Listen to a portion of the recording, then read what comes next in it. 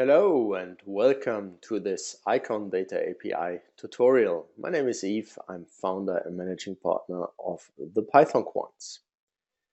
Today's tutorial is about financial data science, and in particular we are going to cover portfolio theory, expected returns and expected volatility will be the major topics. And we're going to use the Eikon Data API to retrieve data and Python and Pandas in particular to derive statistics to simulate portfolio compositions. In detail, the following is the agenda.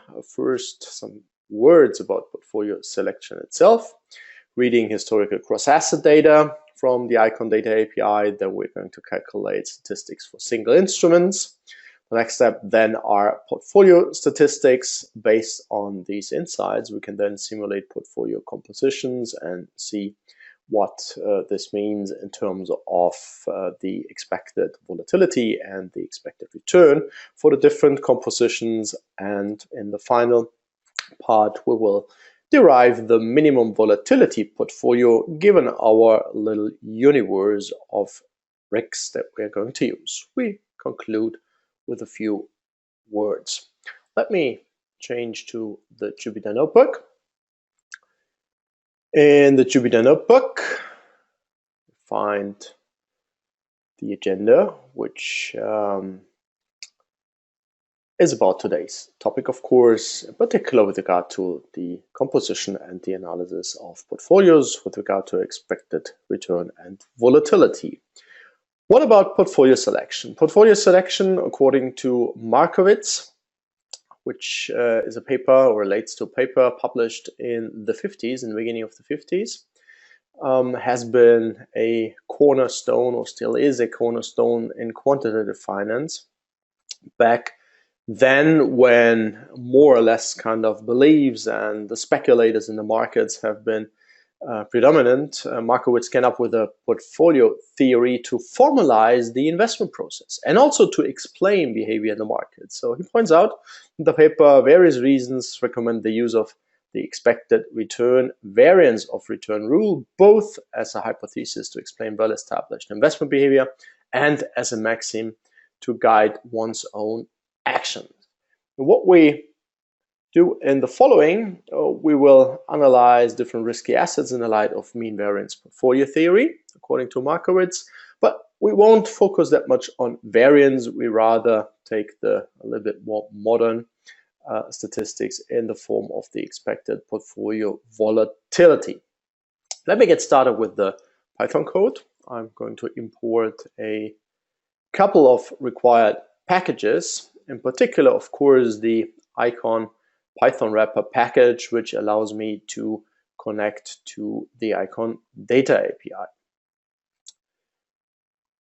Here are the versions that I used in this notebook and the connection to the Data API. So Eikon must be up and running in the backend, either as a proxy or the application, desktop application itself on Windows, for example. We first define a small universe of risks, just 5 different ones. So Apple stock, Amazon stock, S&P 500 ETF, then a gold ETF, and last but not least, the Euro-US dollar exchange rate. Rather small universe, but we will see already the major effects of the portfolio theory in the form of diversification and what this means in terms of reduced volatility. With this line of Python code, I'm retrieving the data. I'm just retrieving the close fields for every single rig there for the period starting at the beginning of 2017 until mid-February 2018. Where the data is retrieved, we're going to have a look at the head and the final 5 rows, so to say the tail.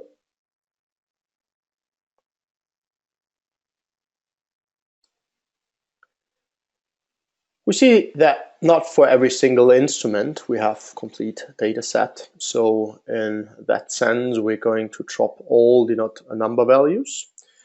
And after the dropping of the not a number values, what we see is that we have some 284 rows with data for the 5 rigs that we have chosen. When we have a look at the normalized time series data, you see that basically all the 5 time series show a positive return. Here starting normalized at 100 over the period that we consider. Now we can calculate the statistics for single instruments. So we start with the log returns, which will build the basis for all the other statistics, be it for single instruments or for the portfolio statistics. This is done in vectorized fashion with a single line here. And to see, starting from 4th of January, we have the first log returns. These are all, of course, on a daily basis. Later on, we're going to scale this whenever appropriate. The log returns here by a rig, by symbol, as histograms, frequency distribution. Of course, they show different characteristics, they are different instruments, so we expect them not to be the same, nor to be normally distributed, as we know from empirical evidence. So, but here you see the picture for at least the time frame that is relevant here for our analysis. In mean-variance portfolio theory, the average returns of the financial instruments, they play an important role since they are used to approximate the expected return. So basically, we say what we have seen in the recent past might be a good approximation for what we can expect in the future. In that sense, when we calculate the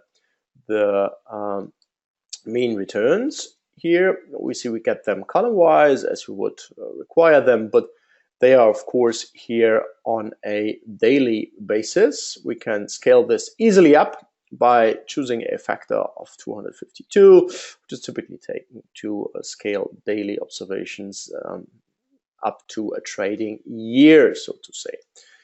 The visualization here, accordingly, as a bar plot, we see Amazon has been performing best, but all the others also show positive returns as financial instruments. On the other hand, the historical volatility, the standard deviation of returns, plays an important role, although in the portfolio statistics calculation, they are not used directly. We're going to use rather the covariance metrics, but let us calculate the volatilities here, also in annualized fashion here, scaled by the square root of 252. And when we visualize this, basically, what we see is something that is a well-established principle in financial markets, that the higher the expected return, in general at least, the higher the volatility that we should expect. So more risk, higher return. And we see here the Apple stock and the Amazon stock, which are performing best in terms of expected return, or at least historical mean return. They show here also the highest volatility. Now turning to portfolio statistics. First, we start out small, so to say, with just the 5 that we have. Later on, when we do the simulation, we get even smaller in that we just have 2. But here, let us first pick all those that we have available, 5. We get started with an equally weighted portfolio where the portfolio weights add up to 100%. So this is an implicit assumption that we make here, that we're not allowed to do, let's say, short selling and other stuff. We simply say we normalize the portfolio to 100%, and we are mainly concerned with kind of the distribution of our 100% on the single instruments. The expected portfolio return is the dot product of the expected returns and the weights. So in that case, we use NumPy to calculate the dot product. We can put this calculation in a function, which we can then reuse a little bit more easily later on, and to see we get the same results. Pandas makes life easy in general when it gets to statistical analysis. In this case, this means that we can calculate the covariance metrics with a single method call only. So it plays, of course, a major role in the Markovitz portfolio theory because it accounts for the diversification effects that should be expected. So when I calculate this by the method called .cuff for covariance and I annualize the result, I get the following table. Of course, we have 5 rigs in our base data set, and we get the respective values. Recall we've scaled this here to a annualized basis. With regard to the expected portfolio variance, we need to use a double dot product or nested dot product. First, we have weights, then we have the dot product of the covariance matrix scaled and the weights. So when I execute this, we get the variance of 0.0077. Accordingly, the expected portfolio volatility, which is what we're going to work with, is given as follows. We simply take the square root of the result, so ending up here with just 8.8%, relatively low. And we can also put this into a function which we can later on reuse. Portfolio volatility is the name here of the function. Now, getting even a little bit smaller, just focusing on two instruments. This is typically the starting point when the theory is introduced. And I also just take two instruments, two financial instruments. The first is the Apple stock, the other is the Amazon stock.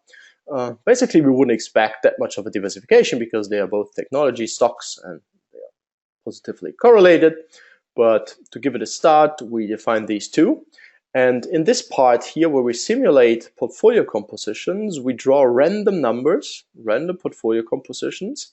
But when I use just the random functionality from NumPy, it doesn't give me numbers here that add up to 100. So with a little bit of a trickery here, NumPy trickery, I can accomplish the desired normalization, which means after this normalization step, I now have random portfolio compositions where the two positions add up to one, which is seen in the next cell. So here you see for all the portfolio composition, we have simulated 500. We now get a sum of the single positions of 1, and due to the very fact that we have uniformly distributed random numbers between 0 and what we know, that we don't have a negative position which would represent a short sale. Now with the random compositions, we can calculate the 500 resulting portfolio statistics, where every single calculation yields the portfolio volatility as well as the portfolio return. So in this cell here, we calculated and collected. In the next cell, I transform this to a data frame for easier visualization. See here, we now just show the first 5, where the volatility, for example, is 18.8% and the return is 15%. And so we have different, also in that sense, random outcomes because the portfolio compositions themselves have been random. When we now visualize the result, we see that we get the typical bullet shape here. But with two assets only, we are more or less constrained to a line here. So it's not an area that is covered by the random portfolio positions, it's just this line, which is a well-known result. But we can, of course, add more financial instruments to the mix. And in the next section, we use all the 5 instruments that we have in our list of rigs. The code is basically the same. So we just here change from FIS, which contained the 2 financial instruments, to rigs, which contains the 5. But the rest of the code runs through as before. We do a few more simulations because we now have 5 values, and this gives us a better view. So executing this code, we also see here that now we have kind of random compositions which all add up to 1. Now just with a case where we have 5 instruments instead of 2 only. The rest of the code here, again, the same. We calculate the statistics, takes a little bit longer, 2,500 compositions. Then we see here the resulting statistics, volatility and return. And already here at first inspection, we see that many values here are rather low, relatively low compared to what we have seen before. So many of the results here are below 10%. When we do the visualization, this becomes even more evident. Here we see portfolio volatilities even below 6%. Of course, we have relatively high performance here. which is then, so to say, associated with a much higher volatility. But when we compare the achievable results, you see here that it's hardly possible, or impossible, I'd rather say, to get to a relatively low volatility level, like let's say 15%, because the minimum volatility portfolio might be something even above 17%, what we see here. But on the other hand, adding the other instruments to the mix, lower risk instruments, actually compared to Apple and Amazon, we are able to reduce the resulting volatility significantly. But what is the lowest volatility that we can achieve, and which portfolio gives us the minimum volatility? To this end, we can implement a minimization procedure. We have first to do some preparations. The first one is here that we define boundary conditions for the single weight, so that we say, well, all the weights shall be between 0 and 1. This is what is happening here. So we work again with the 5 RICs from our previous list. And we see here that this is now a list object where we have 5 tuples defining the lower bound and the upper bound. Second, we need to specify and to put down in Python code that the weights shall add up to 1. So just with the boundaries, of course, we can have something close to 5, but we just say, well, 100% is our limit due to short sale restrictions. And with this end, we define a so-called constraint on the basis of a dictionary, where we say this is an equality constraint. And here is the function which says that the weights, no matter what weights we see, the sum shall equal 1. So this is the formal way of writing this down. If you want to ever look up what the following minimize function can do, you simply can use help, for example, and you get a rather detailed help text. Because what we're now going to use is the minimize function from the SciPy optimize subpackage. This is rather powerful. As you can see, it allows us to define boundaries. We can define equality constraints. We could also define inequality constraints, but here we have just this single equality constraint that we use. And we also need to provide, in addition, the function to be minimized. This is here in this case simply the portfolio volatility, where we fix the RICs, and the weights are, so to say, the parameters that we vary for the minimization. And we also need to provide an initial guess, so where the optimizer shall get started. And what I provide here is the equally weighted portfolio as a hopefully good starting point. Then we provide, of course, the boundary conditions, and the constraints, the equality constraint.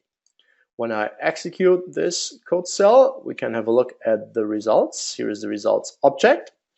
You see the minimum function value, also the whether it was a success or not, and also the optimal portfolio composition.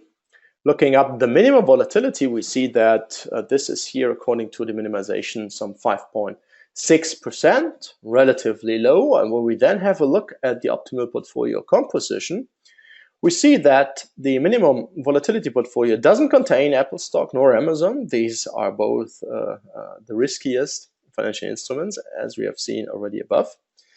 And the rest is then composed of 36.7% of the S&P 500 ETF called SPY, and the gold ETF with some 20%, and Euro US dollar here makes up for more than 43.5%. Bringing me to the end of this Jupyter Notebook with some conclusion. What we have seen is that it's easy to retrieve historical end-of-day data, and the data, of course, via the Eikon Data API. It's usually simply the change of a single parameter to change from, let's say, end-of-day to minute bars, even to ticks, or when you don't find a standard granularity, you can retrieve ticks and then sample it up by the use of Pandas. All these options are open and typically efficient to implement, which means like concise code and fast execution. We've also seen that Plotly and Cufflinks make kind of a powerful combination to do financial data visualization. And last but not least, Pandas, of course, is a powerful data analysis tool to implement financial algorithms efficiently, such as the portfolio selection approach from Markovitz that we have implemented today here. When we would have a look back, we would notice that there are just a few lines of core code that we need thanks to the means that Pandas provides us with in order to implement the portfolio theory. As usual, you find the Eikon Data API developer resources here with the respective links. If you're interested, for example, in other rigs, simply use the data item browser, for example, type derive in the Eikon search bar, or use, for example, the proxy to get directly to the data item browser. Bringing me to the end of this tutorial. We've covered these 7 points: portfolio selection, reading historic cross-asset data, cover statistics for single instruments as well as for portfolios. We implemented kind of a Monte Carlo simulation to simulate portfolio compositions, first for just 2 assets, then for 5 assets. We derived the minimum volatility portfolio, which didn't include the high-risk technology stocks. We saw that we can achieve with just these 5 kind of a minimum volatility portfolio, which has a volatility below an expected volatility. Of course, there's no guarantee for that, but an expected volatility of a little bit less than 6%.